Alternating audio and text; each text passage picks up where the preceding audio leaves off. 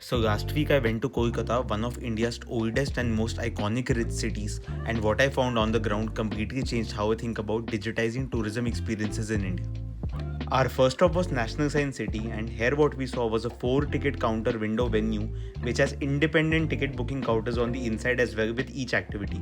Not a single one of them is digitized, and there is no way for a customer to make a booking for this entity online. Since it was a Monday morning, the place seems empty, but this place is completely packed over the weekends. Every visitor who walks in needs a physical verification on the other side to process the transaction. Multiply that across thousands of visitors every single day, and you start to understand just how operations heavy and manpower intensive this model really is.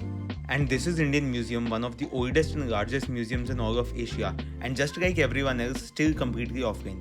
So I did what I always do when I visit these places. I got on the ground and started helping people book their tickets online one by one. And once you get inside, you understand why getting this right matters so much. Centuries of history, artifacts and scriptures that hold stories most visitors will never fully experience because there is nothing to guide them through it. And this is exactly where digital can make a real difference, not by replacing the experience, but adding layers to it, giving more context to people, and making them realize that how they can experience an entity better. An Indian museum is a perfect example to implement it through. But honestly, the most interesting stop on this entire trip was the BITM, and what I found inside genuinely gave me hope.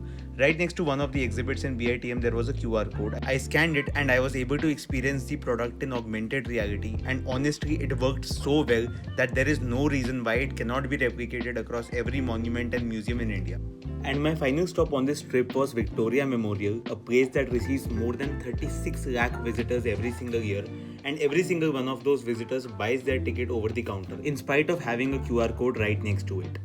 And one thing that I learned in Kolkata in the last one day was that people here are not reluctant towards online booking. However, they are less familiar to it than people in tier 1 cities. And that is what we are trying to solve, and this is what on ground work looks like: showing up, understanding the real barriers, and working towards solving them one attraction at a time. And follow Hospitality Unfiltered for more such insights.